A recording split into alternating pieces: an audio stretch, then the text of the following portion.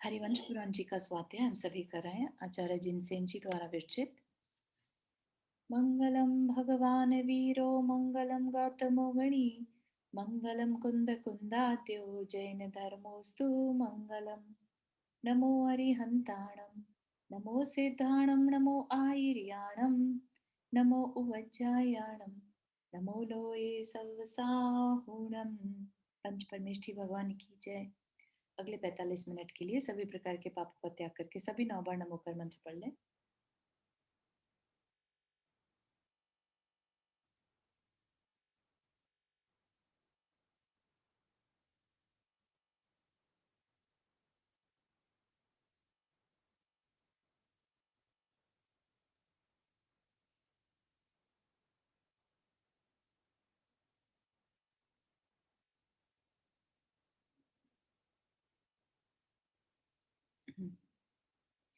तो पिछली क्लास में, लास्ट वीक की क्लास में हमने देखा था गर्भ कल्याणक के लिए, है ना, जहाँ पर माता को स्वप्न आए थे, फिर राजा को बताया, फिर इंद्र आए और उन्होंने पांडुक शिला पर लेके गए बालक को। तो वो सारा वर्णन हमने देखा था। आज हम और आगे बढ़ेंगे। बहुत सुंदर वर्णन है आज का भगवान का, भगवान के बारे में उनकी स्तुति है एक तरह से। हे ऋषभ देव, मति, श्रुति और अवधि ज्ञान रूपी श्रेष्ठ नेत्रों को धारण करने वाले आप, है ना। भगवान जन्म से ही 3 ज्ञान के धारी रहते हैं। मति, श्रुति जो हम सब के पास है, और अवधि ज्ञान। अवधि ज्ञान जिसमें अवधि, अवधि मतलब समय, है ना। तो समय के को ध्यान में रखते हुए कुछ भवों का या कुछ लिमिट के, लिमिट, अवधि मतलब लिमिट, बेसिकली लिमिटेड नॉलेज, लेकिन पास्ट एंड फ्यूचर की लिमिटेड नॉलेज। तो वह 3 ज्ञान भगवान के पास जन्म से रहते हैं। तो ऐसे ज्ञान वाले नेत्र को धारण करने वाले आप यद्यपि भरत क्षेत्र में उत्पन्न हुए हैं, फिर भी आपने तीनों लोगों को प्रकाशमान कर दिया है। तो भगवान कहाँ है? भरत क्षेत्र में, जबकि जम्बूद्वीप और पूरा तीनों लोक में क्या क्या एरिया आ जाएगा? तीनों लोक में हमने जब देखा था, लोक के भी सारे देव आ रहे हैं, मध्यलोक में भी जम्बूद्वीप और सब जगह से जितने भी व्यंतर और समुद्र तक, है ना। हाँ, हाँ, और पूरा नीचे का सारे नरक, राइट। तो तीनों लोगों को प्रकाशमान कर दिया। हुए कहाँ पर? सिर्फ भरत क्षेत्र में, जो कि एक बहुत ही छोटा सा एरिया हो गया। जम्बू द्वीप अपने आप में बहुत छोटा सा है, ठीक है ना। उसके बाद उसके भी भरत क्षेत्र में भगवान ऋषभ देव हुए, लेकिन फिर भी क्योंकि तीर्थंकर प्रकृति का उनका बन था, तो उनके ज्ञान से तीनों लोग जो हैं प्रकाशमान हो रहे थे। हे भगवान, जब आप मनुष्य भव में आने के लिए सम्मुख ही थे, उससे पहले भगवान स्वर्ग में थे, है ना, सर्वार्थ सिद्धि से आए थे। तो जब आने वाले थे तभी रत्न वृष्टि आदि अद्भुत कार्य दिखाकर आपने जगत को अधीन कर लिया था, है ना। सबको समझ में आ गया था कि भगवान जन्म लेने वाले हैं, तभी इतनी रत्नों की वर्षा हो रही है उनके गर्भ में आने से 6 माह पहले, ठीक। तो जब इतना उनका चमत्कार था या उतना अद्भुत कार्य उन्होंने किया, तो क्या कह रहे हैं आचार्य कि फिर अब तो आप मनुष्य भव में स्वयं उत्पन्न हुए, अब आश्चर्य की बात ही क्या है ना। अब इसके बाद और आश्चर्य होते रहे तो कोई बड़ी बात नहीं है। और हमने पढ़ा भी था कि तीर्थंकर के 34 अतिशय होते हैं, है ना। अतिशय मतलब चमत्कार होना। हे नाथ, बहुत बड़े शिखर, शिखर सबको समझ में आता है, राइट। तो यहाँ पर शिखर का मतलब क्या है? मान रूपी शिखर से युक्त सुमेरु पर्वत को भी आपने अपने पैर से नीचे दबा दिया। इसलिए आप समस्त स्वामियों के महागुरु यानी अत्यंत श्रेष्ठ हैं। क्योंकि उन्होंने मान को दबा दिया, इसलिए गुरुओं में या सब में श्रेष्ठ हो गए, क्योंकि श्रेष्ठ ही मान को दबा सकते हैं।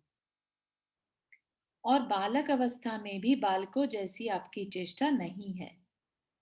जो देव रूपी पर्वत, देव रूपी पर्वत मतलब देव जो होते हैं, देवता लोग, अपने चरणों के अग्रभाग से कभी समस्त पृथ्वी का स्पर्श भी नहीं करते, वे ही देव रूपी पर्वत अपने मुकुट रूपी ऊंचे शिखरों से आपके दोनों चरणों को धारण कर रहे हैं। तो यहाँ पर देव रूपी पर्वत, देवता के समान पर्वत की बात कह सकते हैं, या ये कह लीजिए कि देवों के लिए कह रहे हैं, राइट। तो देवता भी लोग क्या करते हैं, कभी भी पैर नहीं रखते जमीन पर, राइट। खुद से जमीन पर तो नहीं आते ना, मर्जी उनकी होगी तो भी उनके पास कुछ ना कुछ पैरों में रहेगा, है ना, शूज वगैरह, ऐसे डायरेक्ट कभी धरती को टच नहीं करते। तो यही कह रहे हैं कि जब वो इतना, उनके चरणों तक से वो कभी धरती को टच नहीं करते, फिर उनके मुकुट जो है, मुकुट के शिखर जो है, मुकुट की जो टॉप है, वो आपके दोनों चरणों में झुके हुए हैं, है ना। जो भक्तामर स्तोत्र अपन पढ़ते हैं, तो उसका पहला ही काव्य में ये आता है ना कि भगवान के नखों में कांति और ज्यादा निकल के, और देवों के जो मुकुट हैं वो और ज्यादा ब्राइट चमक रहे हैं। ठीक, तो क्यों चमक रहे हैं, क्योंकि देव भगवान के पैरों में झुके हुए हैं, है ना। झुकने से भगवान के नखों से जो कांति निकल रही है, उससे मुकुटों में जो रतन जड़े हुए हैं वो और ज्यादा ब्राइट शाइन कर रहे हैं। तो ऐसा ही यहाँ पर एग्जाम्पल दिया है कि भाई आपके ऐसे देव, यहाँ पर क्या कह रहे हैं, आगे आगे बता रहे हैं वैसे ये। सो यह क्या आपकी मंत्र शक्ति है, या प्रभु शक्ति है, या उत्साह शक्ति है, अथवा कोई दूसरा ही महान आश्चर्य है, कि ऐसे कैसे पॉसिबल है, जो देव पैर नहीं रखते जमीन पर, वो कैसे आपके सामने झुके हुए हैं। भावार्थ, जो देव देवत्व के अभिमान में चूर होकर पृथ्वी को तुच्छ समझते हैं, वे ही आपके सिर पर धारण कर रहे हैं। इससे आपका सर्वोपरि, आपको अपने सिर पर धारण कर रहे हैं, इससे आपका सर्वोपरि प्रभाव सिद्ध है। सर्वोपरि मतलब सबसे ऊपर, है ना, सर्व उपरी प्रभाव सिद्ध है कि आप ही सबसे बड़े हैं, है ना। नहीं तो अपने कह सकते थे कि अरे भगवान तो मध्य लोक में तो मान लिया, लेकिन देवलोक में सबसे बड़े हैं, ऐसा क्यों माने हम। क्योंकि इंद्र खुद आकर भगवान के पैरों में झुक रहा है, उनको अपना स्वामी मान रहा है। तो इससे हम कह सकते हैं कि भगवान ही सर्वोपरि है। हे नाथ, पौरुष से वश में न होने वाले तीनों जगत को आपने कैसे विधि के समान एक साथ अपने अधीन कर लिया। जो तीनों जगत जो हैं वो किसी भी तरह के पौरुष मतलब पुरुषार्थ से, एफर्ट से पॉसिबल ही नहीं था कि वो अपने अधीन किसी के द्वारा किया जा सके, राइट। लेकिन वहां यहाँ पर क्या कह रहे हैं आचार्य कि कैसे विधि के समान, विधि मतलब भाग्य, भाग्य के समान, सब भाग्य सबको अपने अधीन कर लेता है, राइट। भाग्य जो में जो लिखा होगा वो ही होगा, ऐसा कहा जाता है ना। इसका मतलब क्या है, भाग्य के अधीन सब है। तो जैसे भाग्य सबको अपने अधीन कर लेता है, ऐसे ही बिना पौरुष के आपने पूरे तीनों जगत को अपने अधीन कर लिया। भावार्थ, जिस प्रकार विधि यानी नियति, नियति यानी भाग्य तीनों जगत को अपने अधीन किए हुए है, उसी प्रकार आपने भी तीनों जगत को अपने अधीन कर लिया है। परंतु यह कार्य पुरुषार्थ साध्य नहीं है, यह तो केवल आपकी अचिंत्य आत्मशक्ति का ही प्रभाव है ना। भगवान के अंदर अचिंत्य, अचिंत्य मतलब जो चिंतन जिसका ना हो सके, इतना बियॉन्ड आवर इमेजिनेशन, उस अचिंत्य आत्मशक्ति का ही प्रभाव है। हे नाथ, कहाँ तो यह सुकुमारता और कहाँ ऐसी कठोरता, है ना। अभी तो बालक ही हैं वो, तो सुकुमाल भी हैं और कठोर भी हैं। वज्र वृषभ नाराज हैं उनके पास। हे प्रभु, विरुद्ध पदार्थों का संभव आप ही में दिख दिख पड़ता है। विरुद्ध पदार्थ मतलब जहाँ ऑपोजिट चीजें दिखाई दे जाएं, सुकुमारता और कठोरता, है ना, तो वो आप ही में दिख पड़ता है। क्योंकि तीर्थंकर प्रकृति का बंध जब होता है, तो हम सब ने देखा कि दर्शन विशुद्धि भावना बहाने से होता है, राइट। तो उसमें क्या है, सब प्राणी मात्र के लिए उनके अंदर करुणा आ जाती है। तो सबसे ज्यादा अगर सुकोमल या सुकुमाल किसी का हृदय है, तो वो तीर्थंकर का है ना। और ऐसी कठोरता भी कि अपने कर्म को काटने की कठोरता भी। मनुष्य, देव और दानवों के लिए दुर्लभ तथा 1008 व्यंजन और लक्षणों से युक्त आपका यह रूप अतिशय शोभायमान हो रहा है। भगवान के शरीर में 1008 व्यंजन और लक्षण। व्यंजन और लक्षण से क्या मतलब है? जो चिन्ह आदि बने रहते हैं या हाथ पैरों की शेप की वजह से जो भी है शरीर को देखना, शरीर में 1008 शुभ चिन्ह लक्षण है। चारू इसमें एक 108 चिन्ह और 900 व्यंजन, हाँ ऐसे 1008 होते हैं। राइट राइट, अगर इनका डिवीजन करें तो ऐसा। दीदी ये मुझे नहीं आया समझ में। तो क्या है, बेसिकली भगवान के शरीर में 1008 व्यंजन और लक्षण हैं। व्यंजन शुभ, एक्चुअली वर्ड यूज होना है शुभ, व्यंजन और लक्षण है। कहने का मतलब यह है कि जैसे किसी की आईज बहुत सुंदर होती हैं, राइट, एकदम शेप में होती हैं, या किसी की नाक अगर बहुत ऊंची या छोटी हो, दबी हुई हो, या कुछ होता है, राइट, तो उनको देख के उनकी नेचर का आइडिया लगाया जा सकता है, राइट। या फिर तिल मस्से होते हैं बॉडी में, या लहसुन होता है, ये सारी चीजें क्या कहलाती हैं? ये व्यंजन लक्षण आदि कहलाते हैं। ठीक है, शरीर के अवयव कैसे हैं, शरीर के अंग उपांग कैसे हैं, तो ऐसे भगवान में, हर एक तीर्थंकर भगवान में 1008 शुभ लक्षण होते हैं। क्लियर हुआ? हाँ दीदी हाँ। हे भगवान, की लकीरें भी इसी उसमें कैटेगरी में आती हैं या हाथों की लकीरें अलग होती हैं? हाथों की लकीरें अलग चीज होती हैं, जो हस्तरेखा विज्ञान में आ जाता है, लेकिन हाथों में जो चिन्ह होते हैं, किसी के स्वास्तिक, किसी के मत्स्य, किसी के कुछ, राइट, शंख आदि, तो वो सब इन्हीं लक्षणों में आ जाएगा। Thank you. हाथ में तिल भी होता है ना कईयों के, तो हर तरह से वो सारा कुछ जो है वो इन्हीं में आ जाएगा। चारू मेरे ख्याल शरीर के ऊपर भी लक्षण बने हुए होते हैं या नहीं? हाँ होते हैं, पैरों में होते हैं एक्चुअली, जैसे हाथ की हथेली में होता है ना, ऐसे पैरों में भी होते हैं। और चेस्ट में? चेस्ट में भगवान के श्रीवत्स का चिन्ह रहता है। अच्छा अच्छा, बस वही रहता है, ठीक है। हाँ, बाकी और जगह हो सकता है तिल आदि मस्सा, जो भी शुभ होता है वो सब भगवान के होता है।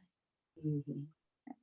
तो एक बात बताओ, जैसे ये 1008 वो बोलते हैं ना कि इनके 1008 क्या बोलेंगे, नाम के आगे जैसे ये तो लक्षण है टोटल, हम्म। और उसके हिसाब से इनके 1008 कुछ और भी बोलते हैं, कुछ मैं भूल गई क्या चीज।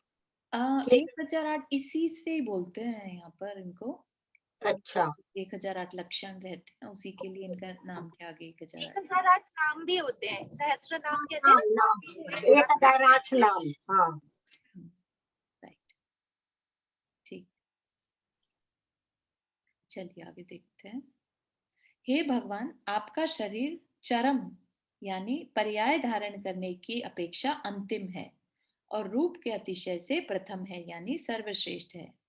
तो अंतिम भी और सर्वश्रेष्ठ भी, प्रथम भी और अंतिम भी, ये सबको समझ में आता है। आपका शरीर चरम, लास्ट शरीर है ये आपका, है ना, उसके बाद अब शरीर नहीं धारण करना होगा, है ना, इसके बाद भगवान मोक्ष चले जाएंगे। और रूप के अतिशय से प्रथम है, सर्वश्रेष्ठ रूप है, और युद्ध के बिना ही समस्त विश्व को नम्रीभूत कर रहा है। हे नाथ, जब आप गर्भ में स्थित थे तभी आपको इष्ट हिरण्य यानी सुवर्ण की वृष्टि हुई थी, इसलिए देव आपको हिरण्यगर्भा, है ना, जिन सहस्त्र नाम स्तोत्र में भी आता है ना हिरण्यगर्भा, हिरण्यम गर्भे यस्य स कहते हैं। गर्भ में ही, जब आप गर्भ में स्थित थे तभी सबको इष्ट, है ना, सबको जो अच्छा लगने वाला स्वर्ण, उसकी वर्षा हुई, इसलिए आपको हिरण्यगर्भ कहते हैं। हे प्रभु, इस भाव से पूर्व तीसरे भाव में जो तीन ज्ञान प्रकट हुए थे उन्हीं के साथ आप यहाँ स्वयं उत्पन्न हुए हैं, इसलिए आप स्वयंभू कहे जाते हैं। तो भगवान जो है वो खुद बनते हैं, इसलिए उन्हें स्वयंभू कहते हैं। क्योंकि आप भरत क्षेत्र में नाना प्रकार की व्यवस्थाओं के करने वाले होंगे, इसलिए आप विधाता इस सार्थक नाम के धारी कहे जाते हैं। हे प्रभु, आप एक सेकंड, एक चीज पूछूं।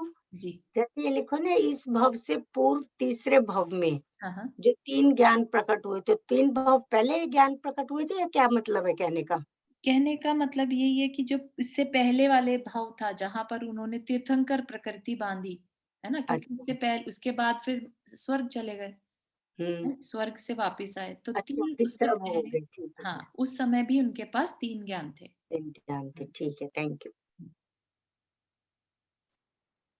क्या कह रहे हैं यहाँ पर, आप सब ओर से प्रजा की रक्षा करते हुए अपूर्व ही प्रभु हुए हैं, इसलिए आप प्रजापति कहलाते हैं, है ना। अगर किसी ने जिन सहस्त्र नाम पढ़ा हो तो उसमें ये सारे नाम आते हैं।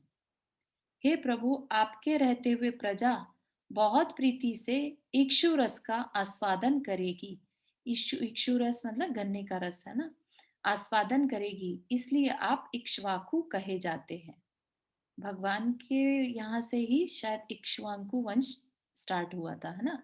इक्षु रस का आस्वादन मतलब टेस्ट करेगी, तो उनके भगवान के अक्षय तृतीया के दिन, है ना, इक्षु रस ग्रहण किया था भगवान ने। आप समस्त पुराण पुरुषों में प्रथम हैं, महामहिमा के धारक हैं, स्वयं महान हैं तथा यहाँ अतिशय देदीप्यमान है, इसलिए पुरुदेव कहलाते हैं। सबसे पहले देव, पहला पुरु मतलब महान जो पुरुष हैं उनमें। हाँ, रुक्मणी आंटी आपने हाथ रेज हाँ, किया। चारू, जैसे ये इक्षु रस का कह रहे हैं, वो तो ये नहीं कहते थे कि जो राजा ने इनको पहला आहार दिया था, इक्षु रस का दिया था, हाँ जी, तो तब से इक्षु रस का ज्यादा हो गया, या हाँ हाँ, अक्षय तृतीया वाले दिन जब भगवान को आहार हुआ था तो इक्षु रस का आहार भगवान ने लिया था। ठीक है, तो मतलब वहां पहले भी इक्षु रस का आस्वादन करेगी, ये लिखा है ना, आपके हाँ रहते हुए हाँ, प्रभु। करेगी मतलब फ्यूचर, मतलब आप आ गए हैं तो अब करेगी, है ना। हम्म। इसका एक मतलब ये भी हो सकता है क्योंकि इन्होंने ही खेती बाड़ी करना का वो बताया था कि आप लोग खेती वगैरह कर सकते हैं, तो हाँ, उन्होंने कृषि आदि सिखाया, कृषि, उसकी हाँ। वजह से इक्षु होंगे, है ना, तो उसकी वजह से इक्षु का आस्वादन कर पाएगी जनता। यस, वेरी ट्रू, बहुत अच्छा। हाँ, भूमिका हाथ रेस किया। हाँ चारू, एक क्वेश्चन ये है कि आप ये जो बता रहे हो कि 1008 नाम बता रहे हो, राइट, कि भगवान के नाम कैसे पढ़े, तो इसमें सारे सारे हमारे तीर्थंकर देव के यही नाम होते हैं, तो फिर इक्ष्वाकु सारे भगवान के ऊपर कैसे लागू होगा? इक्ष्वाकु नाम में नहीं है एक्चुअली, इक्ष्वाकु कहे जाते हैं, इक्ष्वाकु वंश, शायद जहां तक मेरी जानकारी है इक्ष्वाकु वंश भगवान ऋषभ देव के बाद से ही चला। हाँ, तो वो फिर से भगवान आदिनाथ भगवान का नाम हाँ हाँ, है, लेकिन जो ये बाकी नाम है, प्रजापति, विधाता, स्वयंभू, वो हिरण्य, तो सब में आ जाते हैं। हाँ, हाँ, राइट, तो बट बाकी नामों में इक्ष्वाकु फिर सहस्त्र नाम। इक्ष्वाकु नहीं आएगा। हाँ हाँ, बिल्कुल। इक्ष्वाकु तो वो हो गया ना इनका कि आ, हाँ, अंश, जैसे कि क्या, जैसे सरनेम कहो या नहीं, सरनेम, जैसे राजपूत वंश, कहो टाइप हाँ से हाँ हाँ, इक्ष्वाकु सिंपल वंश। राजपूत जैसे बोलते हैं, it's not a surname but surname में जैसे राजपूत हाँ, बोलते हैं, वैसे इक्ष्वाकु वंश। यस, ठीक। हे भगवान, आपने भरत क्षेत्र के आसन पर आरूढ़ होकर 3 लोक का ऐश्वर्य उपार्जित किया है, सो अनंत ऐश्वर्य को धारण करने वाले, पूर्णिमा जी कुछ कह हाँ रहे थे। हाँ, ये अपूर्व ही आप ये हो गया, ये लिखा है तो मतलब क्या हुआ, अपूर्व ही प्रभु के प्रजापति हो गए, मतलब हाँ, पहले आप ही हो गए। सब ओर से प्रजा की रक्षा करते हुए अपूर्व ही प्रभु हुए हैं, इसलिए आप प्रजापति कहलाते हैं। हाँ, कहीं पर मतलब कहे जाते हैं, इस तरह की ही ग्रामर यूज हुई है, राइट। प्रजापति कहलाते हैं, धारी कहे जाते हैं, हाँ, हाँ, राइट। तो ये एक तरह से हो चुके हैं, भगवान ऐसा मानकर कह रहे हैं, अच्छा। ठीक है। और यहाँ पर जो है इक्षु रस का आस्वादन करेगी, इसलिए आप इक्ष्वाकु कहे जाते हैं, ठीक है। तो दोनों को एक साथ लिया है, ठीक है। तो ये थोड़ा सा कवि की भाषा कहें या ग्रामेटिकल जो विद्वान होते हैं ना, जैसे कि पास्ट टेंस और प्रेजेंट दोनों को एक साथ यूज करा, है ना। मतलब ये कि हाँ, मतलब वो प्रजापति कहलाए, बस मतलब हाँ, सीधा ही बस हुआ। बस बात बस ठीक समझने का। है, हाँ, समझ में आ गई। ठीक। इक्ष्वाकु का मतलब ये भी हो सकता है कि उनकी अमृत रूपी वाणी का प्रजा सेवन करेगी, उनकी जो वाणी है अमृत रूपी, और इक्ष्वाकु भी अमृत के रूप में ही यहाँ मेरे ख्याल से आ रहा है।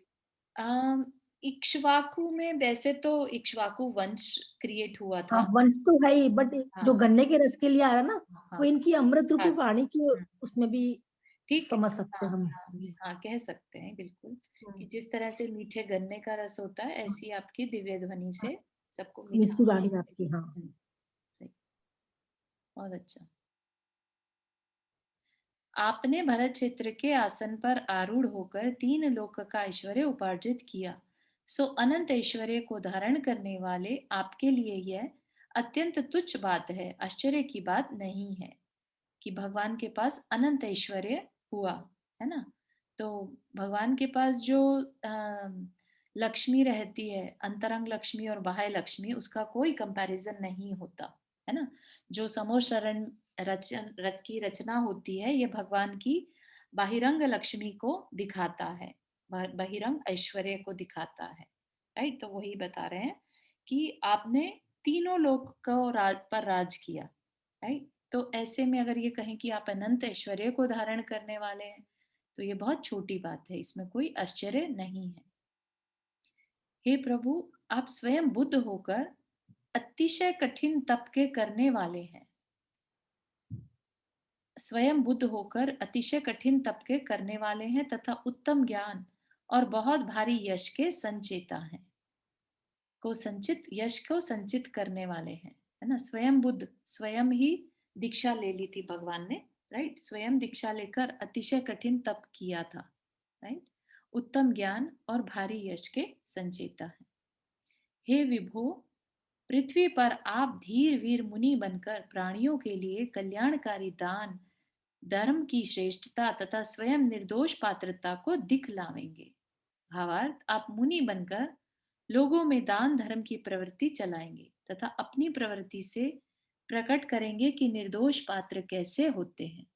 अपनी प्रवृत्ति से मतलब खुद दिखाएंगे लोगों को कि ऐसे चला जाता है, या ये साधु बनने का मार्ग, निर्ग्रंथ मार्ग ये है ना।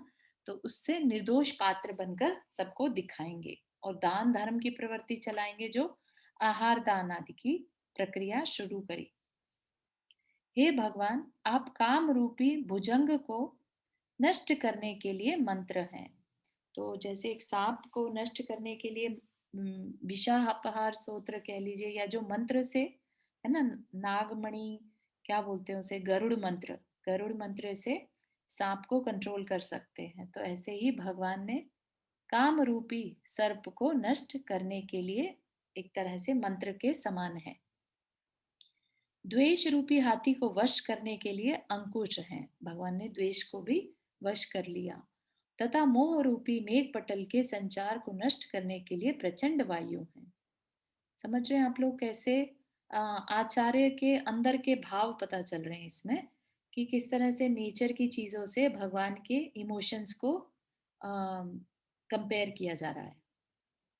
हे स्वामी, आप प्रशस्त तथा निश्चल ध्यान के द्वारा जिसमें मछलियां सो रही हैं, ऐसे महासरोवर के समान है। आप प्रशस्त तथा निश्चल ध्यान के द्वारा जिसमें मछलियां सो रही हैं, ऐसे महासरोवर, तो भगवान का ध्यान जब लगाते हैं तो महासरोवर के समान शांत तथा संवर को धारण कर आप घातिया कर्म रूपी ईंधन को जलाने के लिए अग्नि स्वरूप हैं। मतलब कि कर्म को जला दिया, घातिया कर्मों को जलाने के लिए संवर, संवर मतलब कर्मों का आना रोक देना, है ना। ध्यान से तप कर रहे हैं तो एक तरह से उससे वो अग्नि के समान बन गए। हे नाथ, तेल से निरपेक्ष केवल ज्ञान रूपी दीपक के द्वारा जिन्होंने समस्त पदार्थों को प्रकाशित कर दिया है, ऐसे मोक्ष मार्ग के उपदेशक आप पृथ्वी पर स्वभाव से ही होंगे। तेल से निरपेक्ष मतलब बिना तेल वाले, है ना, बिना तेल वाला ज्ञान रूपी, केवल ज्ञान रूपी दीपक, जिसमें सारे पदार्थ प्रकाशित हो रहे हैं, सबके बारे में पता चल रहा है उसकी रियल नेचर क्या है। ऐसे मोक्ष मार्ग के उपदेशक आप पृथ्वी पर स्वभाव से ही होंगे। हे भगवान, इस भारतवर्ष में 18 कोड़ा कोड़ी सागर तक धर्म का नाम निर्मूल नष्ट रहा, अब आप उन्हें उसकी सृष्टि करेंगे। ये भी बहुत इंटरेस्टिंग है कि 18 कोड़ा कोड़ी सागर तक धर्म नहीं था। धर्म नहीं था का क्या मतलब है कि धर्म जो व्रत नियम आदि वाला धर्म है वैसा धर्म नहीं था, राइट। शांत स्वभाव वाला धर्म भले ही था, क्योंकि 18 कोड़ा कोड़ी सागर तक सिर्फ भोग भूमि रहती है, ठीक है। 9 कोड़ा कोड़ी सागर का अव उत्सर्पिणी में और 9 कोड़ा कोड़ी सागर का अवसर्पिणी में, ठीक है ना। तो 9 और 9 18, तो इतने टाइम तक सिर्फ भोग भूमि। और 1 कोड़ा कोड़ी सागर का जो है वो चौथा, पांचवा और छठा काल है ना। 1 कोड़ा कोड़ी सागर में 42,000 वर्ष कम करते हैं तो चतुर्थ काल बनता है, राइट। तो ऐसा ही टाइम दूसरी साइड पर भी लगाएंगे, तो 2 कोड़ा कोड़ी निकाल दें तो 18 बचेंगे। तो उतने टाइम तक सिर्फ भोग भूमि, कोई धर्म नहीं करने वाला। तो किसी को चारों ये तीसरा काल जो था वो कितना कोड़ी का था? तीसरा काल 4 3 2 ऐसे रहता है ना। पहला काल जो है 4 कोड़ा कोड़ी अच्छा, सागर, फिर 3 फिर 2, हाँ जी। ठीक है। और चतुर्थ काल 1 का हम्म, -42,000। हाँ वर्षा जी, आपने हाथ रेस हाँ किया। जी जी, जय जिनेन्द्र सभी को। मैं ये कह रही थी कि भोग भूमि में तो लाइक अभी जितनी भूख है उतनी थी भी नहीं, राइट। 2 दिन के अंतराल में आंवले जितना खाते थे, तो व्रत नियम भी कैसे लेंगे, राइट। भूख तो थी नहीं किसी को, सही है। हाँ नहीं, ऐसा नहीं है एक्चुअली। भोग भूमि तो का मतलब है भोग करना, है ना। वहां ठीक है, पर संयम नहीं रहता, वहां अच्छा। पर लेकिन सभी सबको चतुर्थ भूख भी काल। नहीं लगती थी ना पहले के टाइम में। हाँ, भूख लगने से नहीं है, खाली देखिए, खाली भूख लगने का व्रत नहीं होता है। परिग्रह भी एक व्रत है, राइट। हिंसा। जी जी जी जी, समझ तो गई। वहां पर क्या है कि सबको सब कुछ पेड़ों से मिल रहा है, राइट। हाँ, तो किसी को इकट्ठा हिंसा करने करने की का, जरूरत ही नहीं है। हाँ हाँ। समझ गए, समझ तो गए। फिर वो रोक किस पे, मन में सोचा, पेड़ के पास गए और सब मिल जा रहा है। या इच्छा की कोई ये नहीं थी ना, तुरंत मिल जाता तो था। अपन यही बोल सकते कषाय कम थी बस। हाँ, कसाई कसाई कम कम थी थी। और भोग भूमि में सिर्फ भोग कर सकते हैं, पुण्य का हाँ, भोग इसलिए कर सकते संयम का। जी, समझ गई, हैं, थैंक पॉसिबल नहीं है। तो धर्म वगैरह बिल्कुल भी नहीं था चारों? धर्म में ये ऐसा होता है कि कोई मुनि महाराज या देव आकर किसी को संबोधन दे दें, उपदेश दे दें, तो उनको सम्यक दर्शन हो सकता है, ठीक है ना। ओके अदर देन दैट कुछ नहीं रहता, सिर्फ भोग रहते हैं। ओके। चारू, फिर एक बात बताओ, हम्म। जब उत्सर्पणी काल आएगा, अभी अभी तो जब उत्सर्पणी आएगा, तो जब 24वें तीर्थंकर होंगे, तो फिर उसके बाद तो भोग भूमि स्टार्ट हो जाएगी। हाँ तो मतलब 24वें तीर्थंकर का फिर तीर्थ काल तो रहेगा ही नहीं, अगर तो फिर वहां पे तो धर्म ही नहीं है, तो कैसे कैसे रहेगा फिर? हाँ, तो उनके बाद खत्म हो जाएगा। लेकिन आप ये देखिए कि जो 24वें तीर्थंकर होंगे उनकी आयु होगी ऋषभ देव भगवान के बराबर, 84 लाख पूर्व, है ना। 1 लाख पूर्व की होगी एक्चुअली। तो इतने लाख पूर्व तक तो धर्म रहेगा ही, है ना। अगर हम देखें तो महावीर भगवान का शासन काल कितने वर्ष तक का चलेगा? 84,000 वर्ष, हाँ, है ना। तो दैट इज मैक्सिमम 84,000। लेकिन उस टाइम पर जो 24वें तीर्थंकर होंगे उनका 1 लाख पूर्व तक धर्म चलेगा, ठीक है। उसके बाद भले ही तीर्थ भोग भूमि आ जाएगी, फिर नहीं चलेगा, है ना। फिर तीर्थ काल खत्म हो हाँ, जाएगा। फिर खत्म हो जाएगा। फिर उसके बाद फिर अगली जो अवसर्पिणी आएगी उसके चौथे काल में जाके फिर से तीर्थंकर होंगे। तो राजा श्रेणी का तीर्थ काल जो है वो फिर उतना ही चलेगा जितना महावीर भगवान का था, 84,000 हाँ, वर्ष। नहीं नहीं नहीं नहीं, उनका जितना आयु रहेगी, शायद 120 वर्ष की आयु मैक्सिमम रहती है, उतना ही रहेगा। उसके बाद 120 अगले, वर्ष हाँ, तक ही उनका 120 तीर्थ वर्ष काल तक। रहेगा। हाँ, okay, got it, thank you. चारों जो तुमने ये बोला 84,000 हाँ जी। महावीर भगवान का रहेगा, तो महावीर भगवान का तो जैसे 24,000 पंचम और छठा काल हुआ। हाँ, अगले 2 भी चलेंगे ना। छठे जो अच्छा उत्सर्पिणी के 2 काल हैं, जिसमें वैसे तो अच्छा, देखिए धर्म ही खत्म होने वाला है छठे काल में, तो है ना। हाँ वही। तो एक तरह से शासन काल तो देखा जाए तो पंचम काल तक ही चलेगा। पंचम काल के अंत तक धर्म है, उसके बाद धर्म ही नहीं है हम्म, ना। तो यस, इसमें कहा यह जाएगा महावीर भगवान का शासनकाल पंचम काल के अंत तक चलेगा। अंत तक, हाँ। हम्म, ठीक है।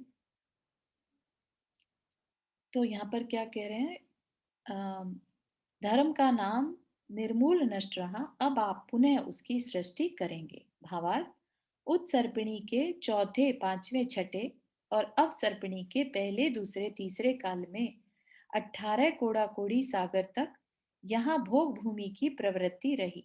इसलिए भोगों की मुख्यता होने से यहाँ चारित्र रूप धर्म नहीं रहा, अतः आप पुनः उसकी प्रवृत्ति करेंगे। ठीक। लता आंटी, आप कुछ कह रहे थे क्या?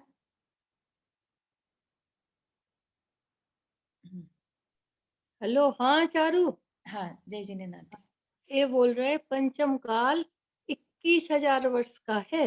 हाँ हाँ हाँ, हाँ, राइट। पंचम काल 21,000 वर्ष का है, तो हाँ उसके बाद छठवां काल होगा, हाँ, वो भी 21,000 वर्ष का होगा। राइट। फिर चौथा काल, फिर नहीं, फिर उसके बाद फिर छठा काल, फिर पंचम काल। हाँ, इस तरह से 84,000 हाँ, वो निकलेंगे, फिर राजा श्रेणिक प्रथम तीर्थंकर होंगे। बिल्कुल सही, सही जी। Thank you aunty. हे नाथ, आप परम बुद्धिमान हैं तथा दिशा भ्रांति के कारण जिनकी बुद्धि अंधी हो रही है, ऐसे भव्य प्राणियों के लिए आप स्वर्ग तथा मोक्ष का मार्ग बतलाने के लिए उपदेशक हुए हैं।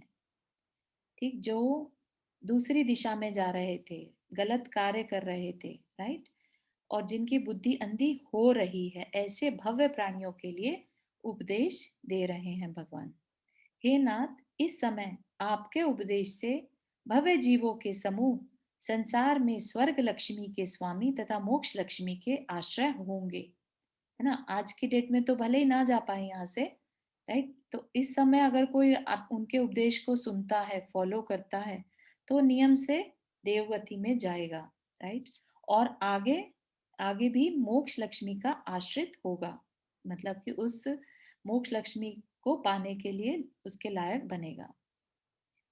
हे भगवान, आपके द्वारा चलाया हुआ मार्ग प्रमाण और नए मार्ग के अविरुद्ध है, प्रमाण और नए मार्ग के अविरुद्ध है। आपके द्वारा चलाया हुआ मार्ग, आपने जो मार्ग बताया है, वो प्रमाण और नए मार्ग के अविरुद्ध है। अविरुद्ध मतलब विरुद्ध नहीं है ना, प्रमाण से और नए से।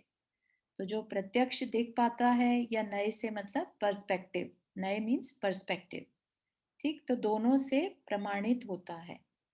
उस पर चलकर जगत के प्राणी अपने प्रिय स्थान को प्राप्त करें।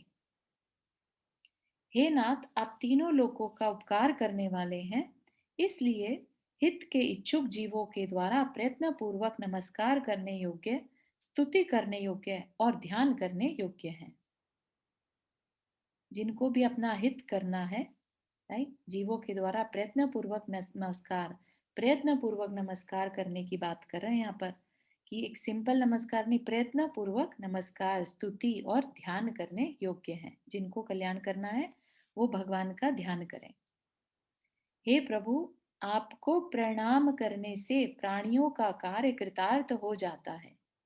आपको प्रणाम करने से प्राणियों का काय कृतार्थ हो जाता है। काय मतलब शरीर, कृतार्थ कृत्य कह लीजिए, या उसका पर्पस सॉल्व हो जाता है।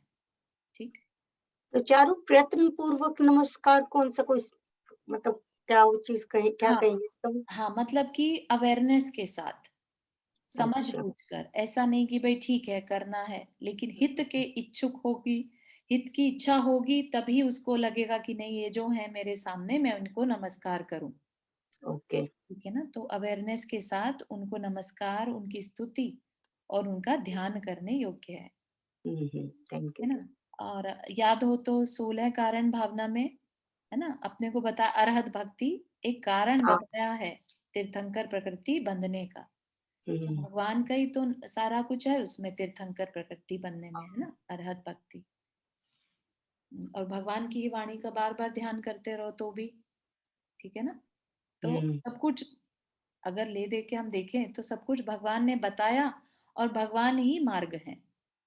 हाँ, थैंक यू। आपके गुणों की स्तुति करने से उसकी वाणी सार्थक हो जाती है। प्रणाम करने से काय कृतार्थ हो जाता है, गुणों की स्तुति करने से वाणी सार्थक हो जाती है, और आपका ध्यान करने से उसका मन गुण सहित हो जाता है। ठीक है ना, मन वचन और काय तीनों सद जाते हैं। हे नाथ, आप मृत्यु को नष्ट करने के लिए मल्ल हैं। मल्ल मतलब पता ही होगा सबको, जो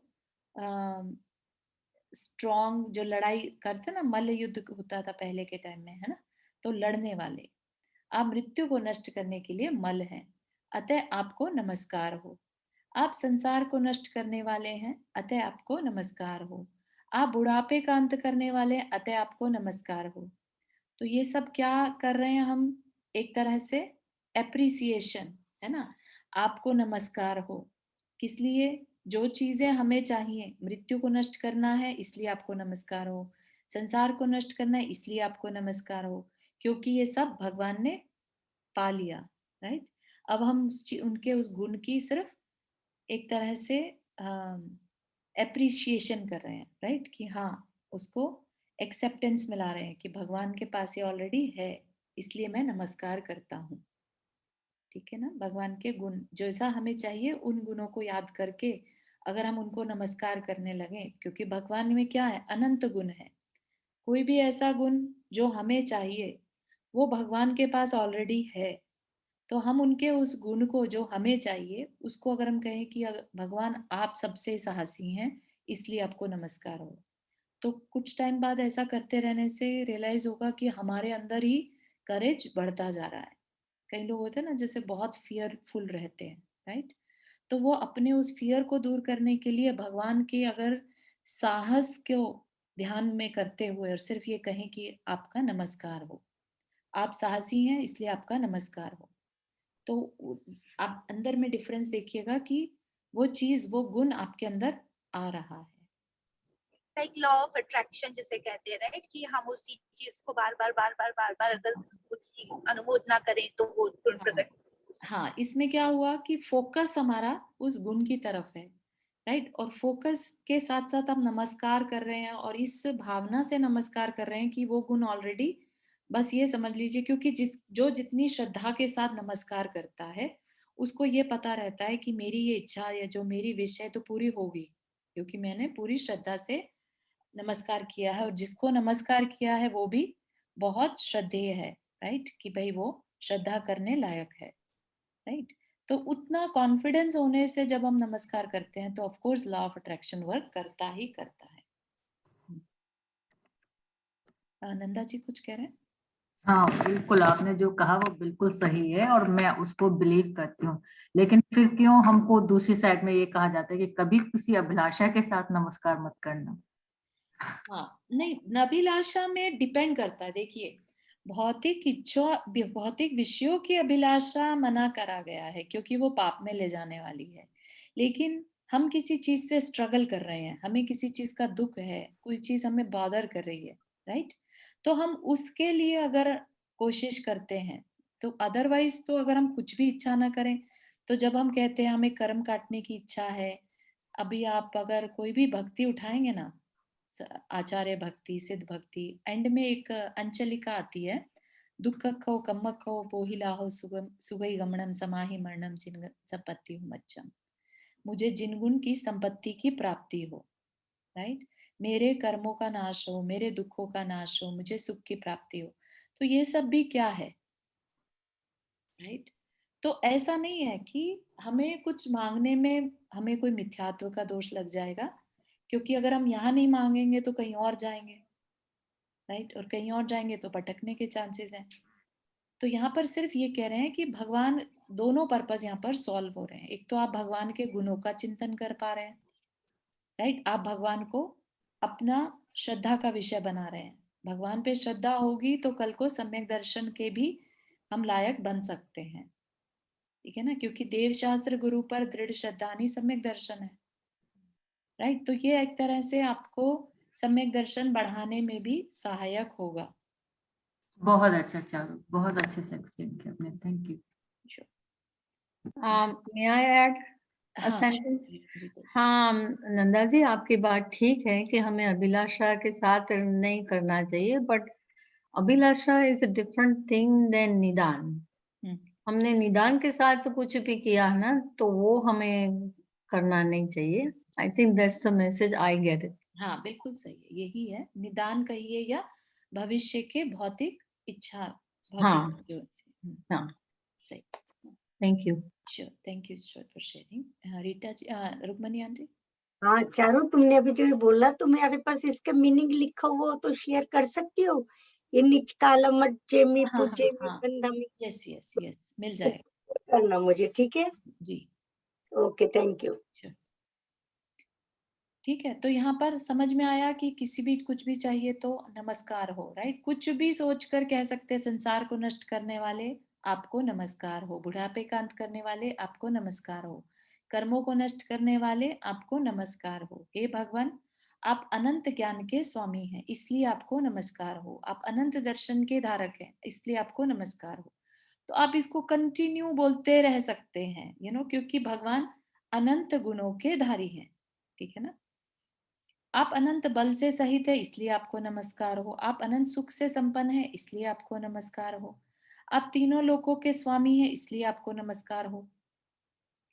तो इसमें एक सजेशन मेरा ये रहेगा कि भले ही ये भगवान में हम मान के चल रहे हैं, अनंत सुख से संपन्न है, इसलिए आपको नमस्कार हो, लेकिन जो ये सुख, ये गुण है, ये भगवान में ही स्पेशल हो ऐसा नहीं, ठीक है ना? ये आत्मा के गुण है, राइट? और आत्मा सबके अंदर है, सब जीवों में आत्मा है। तो ये जो अनंत सुख है वो हम सब में भी इनफैक्ट है, राइट? तो हम भगवान को ध्यान करते करते अपने अंदर भी इस चीज को आ, महसूस कर ला सकते हैं कि ये मेरे में है, भले ही हम उसको एक्सपीरियंस ना करें, राइट? लेकिन उसको ये तो मान सकते हैं ना कि यस, ये मेरे अंदर भी पॉसिबल है, राइट? मेरा ही गुण है ये, ठीक है ना? तो ये बहुत बड़ा साइंटिफिक रीजन है एक्चुअली, लॉ। भूला भी तो जाता है कि सारे गुण अपने में भी है जो भगवान में, पर अपने को उसका एहसास नहीं होता है, कर हाँ सकते करते हैं हाँ उसका अपन हाँ, लोग। तो एहसास क्योंकि होना चाहिए।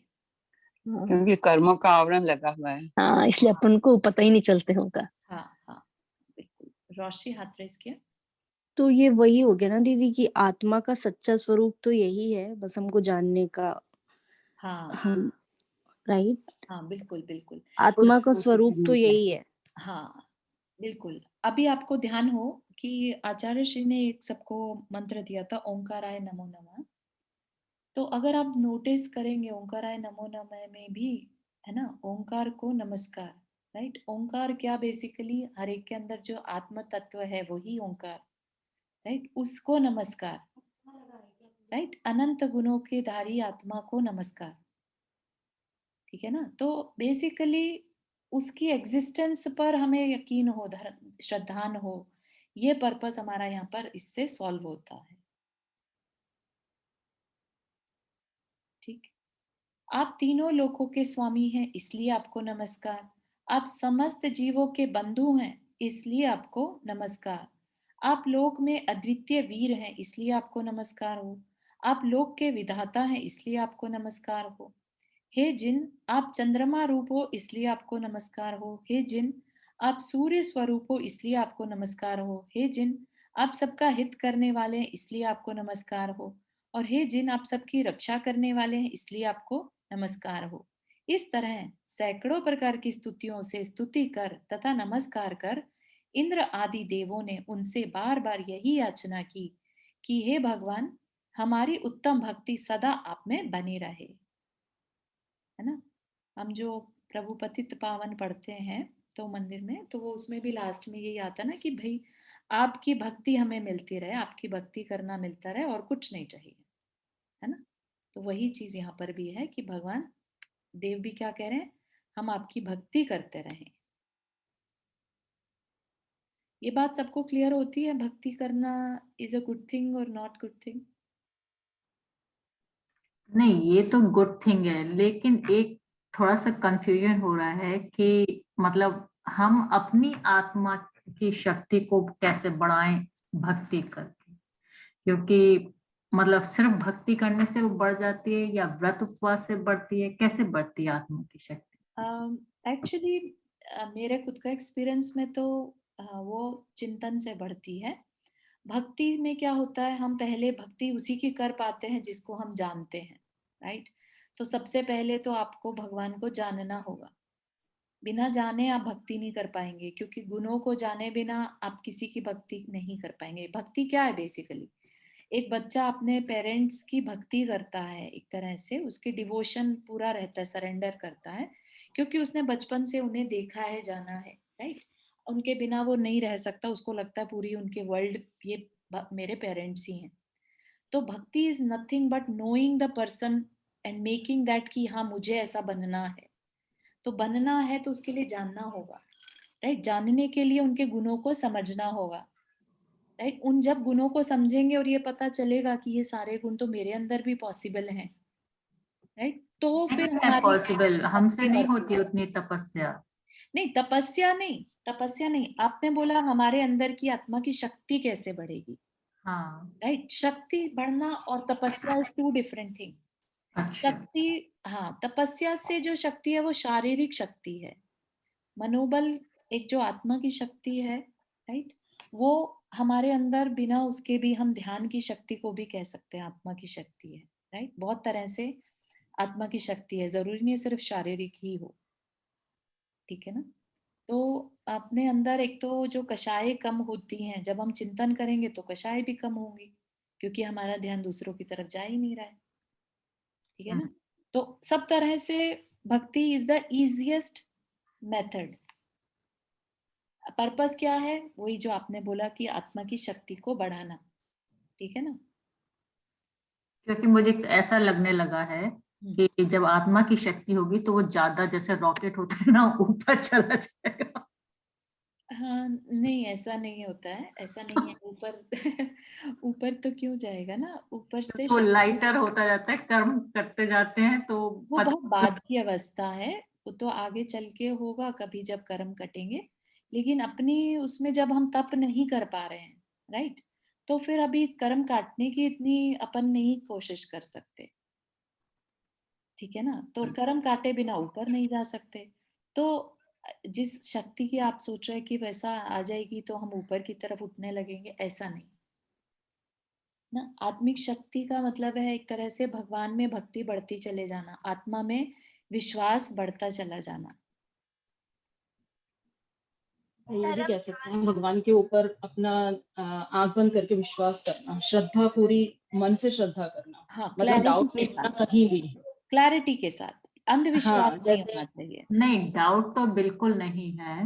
नहीं, एक चीज आ जाती है यहाँ। एक्चुअली क्या होता है, जैसे मान लो कोई 6 महीने का बच्चा है, हम उसे ऊपर उछालेंगे तो उसे आधा % भी मन में डाउट नहीं होता कि मैं गिरूंगा।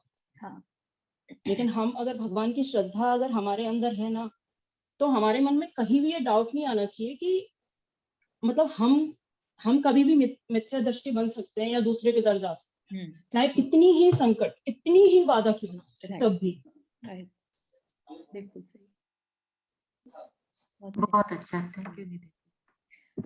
रोशी, आपने हाथ रेज किया? नहीं दीदी, पहले किया था। ओके, वर्षा जी। जय जिनेंद्र, मैं अपना एक एक्सपीरियंस शेयर कर रही हूँ। मैंने ना उपवास किए थे पर्यूषण में, 10 उपवास। तो मेरा एक्सपीरियंस है ये कि उस टाइम पे चिंतन और मनन और धार्मिक क्रिया भक्ति इतने अच्छे से होती है जितना हम रेगुलर दिन में करते हैं ऐसा नहीं होता है। तो मैं वही बताना चाह रही थी कि चिंतन करेंगे, लेकिन जब पेट भूखा रहता है, एकदम लाइट फील करते हैं ना, अपनी बॉडी एकदम लाइट हो जाती है, तो उस टाइम पे करते हैं ध्यान और चिंतन तो अच्छे से होता है थोड़ा। वही मैं ऐड कर रही थी कि एक्सपीरियंस मेरा ये है। दिमाग इधर उधर नहीं जाता ना। हाँ, और फोकस कर सकते हैं, शांत है और हो भी जाता है। श्रद्धा है तो बस, भले आप बोलो नहीं कर सकेंगे लेकिन हो ही जाता है, करेंगे तो हो ही जाता है।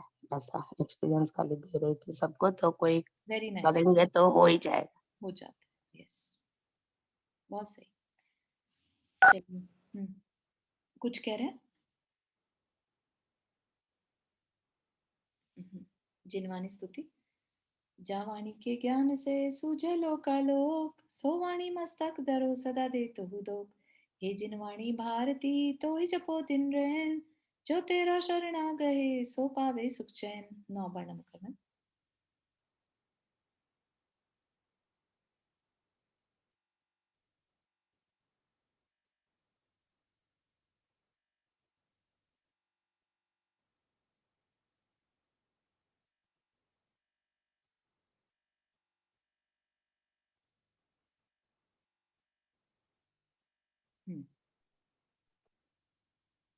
जय जिनेन्द्र सभी को। जय जिनेन्द्र जय सभी को। जिनेन्द्र चारों जीव सभी को। जय जिनेन्द्र सभी को। जय जिनेन्द्र सबको। जय जिनेन्द्र सभी को। जय जिनेन्द्र सभी को। Thank you.